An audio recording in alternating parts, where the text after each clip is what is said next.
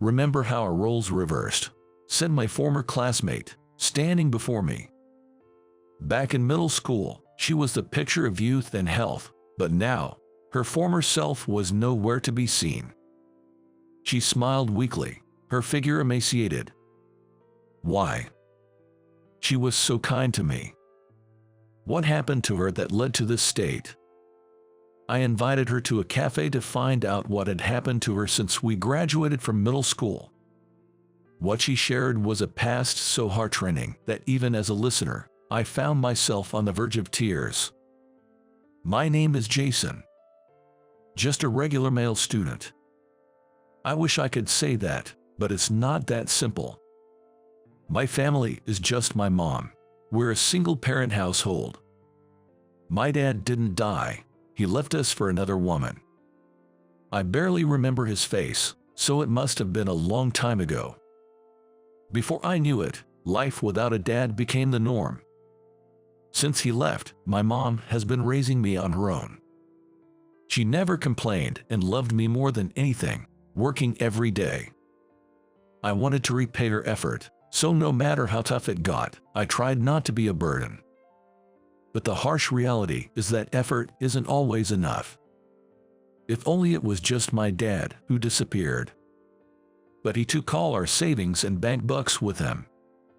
Probably to divert as much attention as possible to himself, likely for his mistress. Because of his selfish actions, we were really strapped for cash. Not just tight on money like other families. We lived in a dirt-cheap apartment, usually having just one meal a day. It's not that we had nothing to eat, but we couldn't always have 3 full meals. This was when I was in middle school. My school didn't provide school meals. Lunch was always packed. But my mom worked from dawn till dusk and was too exhausted to even take a bath before falling asleep. There was no way she had time to make my lunch. Sure, she might have if I asked, but I couldn't bring myself to ask that of her, working hard for my sake. But going without lunch during my growing years was hell. So, I tried making lunch myself when she wasn't around. Minutes later, what sat on my lunchbox was as black as the darkest night. I thought it might suck me in if I touched it. Turns out, I had zero talent for cooking. My mom wasn't particularly fond of cooking but could make decent meals. So, I guess the one to blame is still my dad. I always brought a slice of bread with strawberry jam on it. Everyone else spread out lunches made by their parents or grandparents, chatting and enjoying their break. But I didn't belong there. Not because I was ostracized, but because their lunches were too dazzling. What everyone else had in their hands seemed unattainable for me. Watching them with envy, I felt incredibly small nibbling on bread. I couldn't stay in the classroom. Thinking so, I declined my friends' invitations and sought a place where I could be alone. My only companion was my bread. I had 2 options, the rooftop or behind the gym. Unfortunately, the rooftop was locked, so that was out of the question. It seems like hanging out on the rooftop during lunch is only a thing in TV drama series. So, I decided to eat behind the gym. I could faintly hear the voices of students enjoying their break on the nearby playground, but no one ever came behind the gym. There, I could savor my solitude, unseen by anyone. Until that day. I was late for lunch that day because of committee work. But my lunch was just a slice of bread, so it didn't take long to eat. I hurried to my usual spot behind the gym. There was someone already there. It was a first. The first time I saw someone else here during lunch break. And it was a familiar female student. Her name was Sarah. A girl from my class. She was the daughter of the president of the Kensington Group. In other words, super rich. But she wasn't snobby or arrogant. She was just a normal, kind girl to everyone. We weren't close, just exchanged greetings. There was Sarah, squatting in front of a drain behind the gym, doing something. What is she doing here? I wondered and moved to where I could see her hands.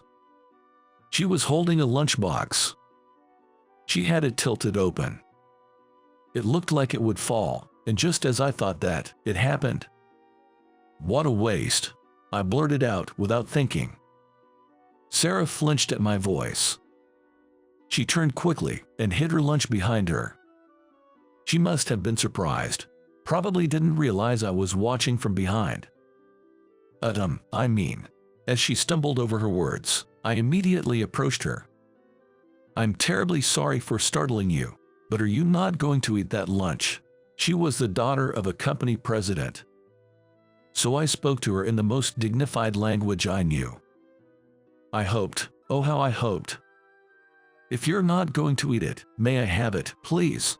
I was famished from having gym class right before lunch. My stomach felt like it was stuck to my back. A slice of bread was too harsh for a growing middle school boy. Her lunch looked lavish even from a distance, and the quantity seemed too much for a girl's lunch. If she was going to throw it away, I'd be grateful for even a half bite. Sarah was momentarily stunned by my eagerness. Sure, you can have it. Maybe it was because of my refined language, but she agreed. Really? May I truly have it? I couldn't believe my ears and asked again. Yeah, really? She said and handed it to me. That's when I lost consciousness. When I came to, the lunchbox was empty, and the aroma of a tangy sauce lingered in my mouth. After finishing the meal, I thanked her. You don't need to thank me. I didn't make it. Sarah said. Did you forget your lunch today? She peered into my face. No, actually I have bread, but that's all I have. Saying that, I took out clumsily slice of bread. Just bread with strawberry jam, that's all I have. Her eyes widened with surprise as she asked. That's not much for a boy, right? Are you on a diet? Would someone on a diet devour someone else's lunch like a beast? I had never told anyone before, but I explained how my father disappeared, and how my mother, working tirelessly, didn't have time to make lunch. Sarah listened silently until the end. Then she spoke. But Jason, you're amazing. Making your lunch yourself. It even looks tasty. She complimented me. It might have been the first time someone other than my mother praised me, and I felt a sense of pride. As a thank you for sharing my story, Sarah began to talk about her own family. In summary, her stepmother wasn't her biological mother. Her real mother had passed away, and her current mother was her father's second wife. The stepmother was nice to Sarah in front of her father, but harassed her when he wasn't around. Even the lunchbox was part of that harassment. Despite knowing Sarah's small appetite, she packed it with too much food, including things Sarah disliked. If Sarah left anything, her stepmother would say, "How can you leave it when I worked so hard to make this?" and would become hysterical. That's why she was trying to throw away the contents. I see. No wonder the quantity was so much. To my starving self, it was a feast, but for her, it was an overwhelming amount. So, you haven't eaten lunch yet today? She nodded silently to my question. Embarrassed, I offered her my bread. Here, please have it. It's wrapped in plastic, so I didn't touch it directly. She took the bread from my hand and smiled. Thank you, she said, enjoying the bread. After that day, we started exchanging lunches. Our meeting place was behind the gym. We shared stories and complaints while eating. Though we were in the same classroom, we hadn't talked much before, but we found we had a lot in common. After eating, I'd take a short nap, while Sarah drew in her sketchbook. She was in the art club and amazingly good at drawing. The sound of her pencil on the paper was soothing, and I enjoyed those moments. Life became smoother for me from there. I was able to go to a nearby public high school with a decent academic standing, and my mom cried tears of joy when I got accepted. Sarah ended up attending a boarding school for young ladies, located a bit far from where I was. She wanted to get away from her mother as soon as possible, and I remember her being incredibly excited the day she got accepted, her drawings more aggressive than usual. Then came our last lunch together. The thought of not being able to exchange lunches with her anymore felt a bit sad. On her last day, Sarah was still drawing in her sketchbook. Looking at her profile, I considered confessing my fleeting feelings, but wanting to keep this youthful memory to myself, I suppressed my tender emotions and etched her image into my mind. It wasn't long after I started high school. My mother remarried. My stepfather, in his first marriage, had been caring for his disabled parents and hadn't had the chance to meet someone until now. He wasn't exactly handsome, but he was sincere and kind, a good match for my mother. With a stable income from his job, my mother quit her exhausting work and found a full-time job with less burden. My stepfather maintained a comfortable distance with me, so we quickly developed a relationship where I could call him Dad. Thanks to his support, I smoothly progressed in my studies and got into a renowned university. I landed a job at a major corporation, leading a life far richer than anything I could have imagined as a child. A few years into my job, I was leading busy yet fulfilling days, but due to a transfer within the company, I had to move. While I was excited about starting a new life in a place somewhat distant from my parents' home, I wasn't without anxiety about living in an unfamiliar area. Once I had settled into my new home, I went out to get groceries. There was a charming, small shopping district nearby where I usually did my shopping. Even after a few years of working, cooking remained a challenge for me. I had practiced enough to make spaghetti, but my specialty was still macaroni and cheese. My mother had tried to teach me, but I was utterly hopeless. It's okay not to force yourself to practice. There are plenty of fast food restaurants. Thus, I was consoled. At the end of the shopping street, I discovered a small hamburger shop. My mother had said fast food restaurant meals were fine, but I never really liked them. I was afraid that relying solely on fast food restaurant meals at my age might be bad for my health. This small hamburger shop, though modest, was clean and had delicious-looking hamburgers on display. They seemed homemade. Yes, homemade meals are the best. Perhaps because I hadn't had much experience with homemade meals in the past, I quickly developed a fondness for those made by human hands, rather than those mass-produced in factories. The fact that the shop was run by an elderly lady was a bonus point. The atmosphere of an established store made the hamburgers look even more appetizing. Looking at the hamburgers on display, I saw a variety of options. There were ham hamburgers, meat and vegetable hamburgers, bacon hamburgers, and more. All looked delicious and were priced affordably. Even a student could afford to buy two. I picked up a hamburger. That's when I felt a sense of déjà vu, not with the hamburgers, but with the picture on the wrapping paper. A subtle landscape painted casually on the wrapper. The wrapping paper was casually adorned with a delicate landscape painting. It was beautiful. It felt familiar, as if I had seen it somewhere before, but perhaps I was mistaken. I took the daily special hamburgers to the register. "Did you make these?"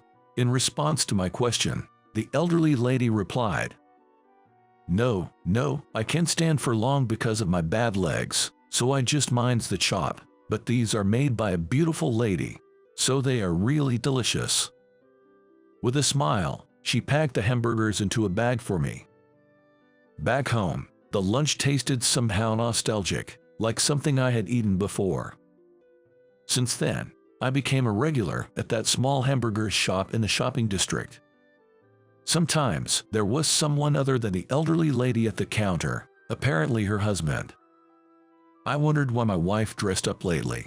"It's because of you, young man," he'd say with a hearty laugh while selling the hamburgers. Besides these two, I never saw anyone else at the hamburger shop. I wondered where the beautiful lady the elderly lady mentioned was. One day, as usual, I went to the hamburger shop, only to find a blind man shouting in front of the shop. "Refund my money. The lunch was terrible." The man was shouting furiously. The person apologizing to the man was neither the usual elderly lady nor her husband. It was a slender woman I had never seen before. Behind her, the husband was saying, "Bad, maybe there's something wrong with your taste buds, not our lunch." He was arguing back just as fiercely. "Quiet down, will you?" the elderly lady conned her husband. Indeed, it seemed like the husband's competitive nature was escalating the situation. I pulled out my cell phone and began speaking loudly. "Yes, that's right. At the exit of the shopping district, there's a man causing a big scene here." That's what I said. Of course, I wasn't really connected to anyone. Hearing my voice, the blond man quickly left the front of the hamburger shop. "Thank you, dear. This foolish husband of mine just had to say something, causing trouble for poor Sarah." The elderly lady nudged her husband. "It's the fault of that young pike for criticizing Sarah's cooking," he grumbled, heading back inside. I was honestly stunned. The fact that both of them referred to this slim woman as Sarah sent a shock through me. Sarah, that was the name of a girl from high school I was close to. The woman, who had just been shouted at, turned to me, surprised, and then said with a hint of sadness, "Jason, is that you?" she asked hesitantly, almost as if praying. Her expression seemed to convey a wish that I wasn't who she thought I was. "Yeah." I could only nod in response. "Do you remember me? I'm sorry for looking like this. It's like our roles have reversed." She smiled weakly. Seeing her smile, the image of Sarah from our school days overlapped. Though much thinner now, her face still bore traces of the old Sarah. "I remember you, but why are you here? This is quite far from our hometown." Sarah said it would be a long story. "Today's been a lot, so I'm closing the shop early. You can go home now, Sarah." The elderly lady, having watched us, told her while waving her hand. She handed me a few hamburgers. They were oddly cold. After that, Sarah and I sat down at a nearby cafe to talk. What she shared was heartbreakingly unbelievable. Right after she started high school, her stepmother and father had a son. With the birth of a son, the presidency of the Kensington Group naturally shifted to Sarah's younger brother. As a result, Sarah's position in the Kensington family became considerably diminished, with some even deeming her as no longer useful. I was furious, but the story continued. After graduating high school, Sarah was forced into arranged marriages to strengthen the family's business. Her chosen spouse was a man 10 years her senior, the son of a business associate. Although he wasn't her type, she married him, thinking it was for the family's sake. However, her husband neglected her, spending every night out with his mistress. "Don't think our son is at fault for partying. You're the problem for failing to keep his heart." Sarah lived in a daily cycle of such demeaning comments. Finally, Sarah's husband, after having a child with his mistress, forced Sarah out of their home. Trying to return to her parents' home, Sarah found they wouldn't accept her back. Betrayed by her husband and abandoned by her family, she was left utterly depleted, both physically and emotionally. It was the couple who ran the hamburger shop who took her in. They gave me a place to stay when I had nowhere else to go, and they even let me work here. They are really kind people," Sarah said, tears streaming down her face. Back then, she was an enviable, sparkling figure, admired by everyone. Sarah was loved by all, treating everyone equally regardless of gender. I was appalled to learn that such a person had her educational opportunities taken away due to outdated values and had her life crushed by her husband and family. I'm really left with nothing. I feel completely empty. I wanted to do something for her. After all, I still hadn't repaid the kindness I received from Sarah behind the gymnasium. Hey, Sarah, I've got something I want to discuss with you. I had a proposal for her. The major company I joined was a design firm founded by my stepfather. I was in charge of the media content department there. True, my joining the company was initially through my stepfather's connections. However, I found my fit in the design industry and consistently delivered results, so no one ever mentioned my connections anymore. I had even made some good friends there. He would technically be my subordinate in terms of position, but we joined a company at the same time, so he's essentially a peer. Among them, I was particularly close with Kevin. Kevin was particularly good at delegating work and had a knack for knowing when to ease off. We were currently looking for an illustrator who could create background images for a project. Kevin usually excelled in finding talented illustrators, but this time, we were having trouble. We have illustrators, but finding one with a soft touch for background images, that's the issue. Can't you do something about it? I asked Kevin not just for any background artist, but for a creator with a gentle, warm touch. No compromises. After a serious sigh, he responded, all right, I'll bring you an amazing illustrator, one that'll impress even you. Too bad, Kevin. This time, I've found an excellent illustrator before you did. Yes, my proposal to Sarah was for her to work as an illustrator with us. Sure enough, she was the one who had drawn the pictures on the hamburgers wrappers. Her illustrations were impressive enough to be an immediate asset to our company. How about working as an illustrator from home? Sarah quickly shook her head. My drawings are nothing special, just a hobby.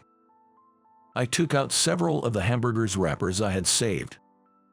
Every time I bought hamburgers, I carefully folded and preserved its wrapper. These are your drawings, right? I don't think the elderly couple could have drawn these. It's a waste to have such talent and not use it. The prints are just homemade, right? We'd really like you to join us. I begged her. I learned that she could also draw on a tablet. That made her even more desirable for our company. Still, she was hesitant. How about trying it out? If you don't like it, you can quit anytime. We'll definitely pay you. Finally, she nodded in agreement. I could almost picture Kevin's frustrated face from afar. The next day, I brought Kevin to the hamburger shop. I can stand that you found an illustrator before me. It's truly regrettable, he declared, eager to see the talented artist for himself.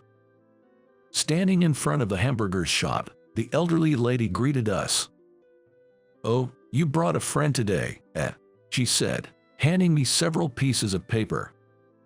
She got really enthusiastic, it seems, she added. The papers she handed me had wrappers with softly rendered, warm illustrations. As expected, they were excellent. Kevin peered over. What is this? He exclaimed, practically flipping over. Well, these are beautiful. Hand-drawn, real-ish humanity's evolution is amazing, he blurted out at breakneck speed. This delicate touch, just what Jason was looking for.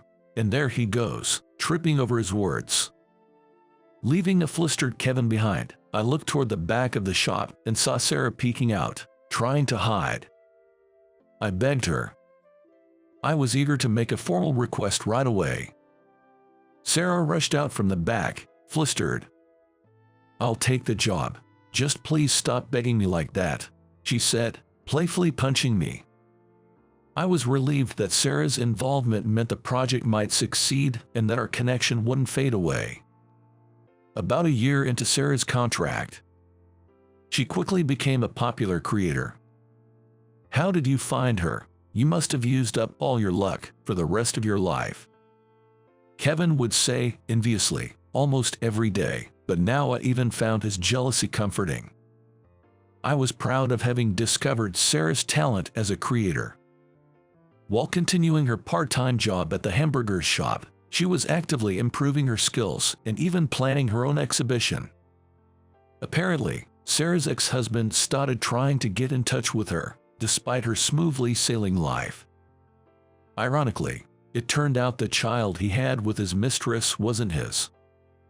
Serves him right. After mistreating Sarah and driving her away, he was reportedly cut off from transactions with the Kensington Group. This was due to Sarah's father being furious over the excessively cold treatment she received. Consequently, he lost credibility in his industry, and his business rapidly deteriorated. The ex-husband, now thinking that reconciling with Sarah might mend ties with the Kensington family, had recently been stalking her. When Sarah consulted me about her ex, I switched to remote work. Additionally, I started working from a corner of the hamburger shop. As expected, her ex-husband showed up there. During a meeting, I heard arguing downstairs. "Come back, I'll give you a better life than this lousy hamburger shop." That must be the ex-husband's vile voice. "Stop it, let go." Sarah's voice reached the second floor. I expected the hamburger shop's husband to come yelling any moment, but his voice never came. Nor did the elderly ladies. After a moment of thought, I remembered. That's right, both the elderly couple were at the hospital today, leaving Sarah alone in the shop. I hurried downstairs. A shabby-looking man was grabbing Sarah's arm, trying to drag her away. I immediately intervened. "Who the hell are you? Outsiders shouldn't butt in." "Outsider, that's rude," I said, handing him my business card. "I'm Jason, Sarah's fiancé," I introduced myself. Seeing my business card, her ex-husband's face turned pale. In the past few years, I had been recognized for my achievements and had become the executive vice president of the company. Moreover, my stepfather's company had grown significantly, now even appearing in TV commercials. "I've consulted our company's legal advisor about you. If you turn around now and never show up in front of us again, we can let this stalking incident slide." After I gently explained, the ex-husband grumbled and then ran off. Sarah was initially surprised to learn that her father had influenced her ex-husband's downfall in the industry. She had thought it was her father who hadn't allowed her to return home. However, due to the recent stalking incident by her ex-husband, Sarah had an opportunity to talk with her family. There, she learned that it was her stepmother who had refused to let her return home. The stepmother had made this decision on her own and reported it to Sarah's father in a way that suited her. I apologized to Sarah for pretending to be her fiancé to get rid of her ex-husband. "It actually helped. I knew you were just trying to defuse the situation," she said, smiling brightly like she used to in our student days. Seeing that smile, I decided and took Sarah's hand. "I want to be your fiancé for real. I've liked you since middle school. I want to be with you, with marriage in mind." I confessed right in front of the hamburger shop. Our wedding day was blessed with clear skies. The only guests were my parents, Sarah's father. Although it was a small ceremony attended only by the elderly couple who run the hamburger shop, it was a lovely occasion filled with smiles throughout. During the ceremony, Sarah and her father had a moment to talk alone, seemingly resolving their past conflicts. Her father was unaware of the stepmother's cold treatment towards Sarah. Upon learning the truth, he immediately made a phone call. "I'm sorry for all the hardship you've endured for so long. I can't divorce her, but I will leave that house and live separately. I'm sorry for making you feel lonely." Saying this, Sarah's father apologized to her, tears welling up in his eyes. Sarah was surprised to see her father's tears for the first time. Men cry too, you know. Praise him for realizing his mistake, Sarah," the hamburger shop owner said, concluding the ceremony. "My mother and stepfather continue to have a great relationship. I want to build a family using these two as a role model. Living happily ever after with Sarah is my ideal. To live happily together, creating our own intimate memories. What a bright and beautiful future it seems. Maybe when we're older, we can run a hamburger shop like that elderly couple. I'll have Sarah draw pictures on the wrappers. I'm sure it will be popular." I smiled, looking at my wife in her simple yet elegantly lined wedding dress. Who would have thought a small hamburger shop in a shopping street would bring such a profound connection with Sarah? Suddenly, my wife's profile overlapped with the one I used to secretly admire in middle school. When I mentioned this to her, she said, "Actually, back then, I secretly drew you." As she smiled shyly, I felt an overwhelming love for her and wished for our happiness to last forever.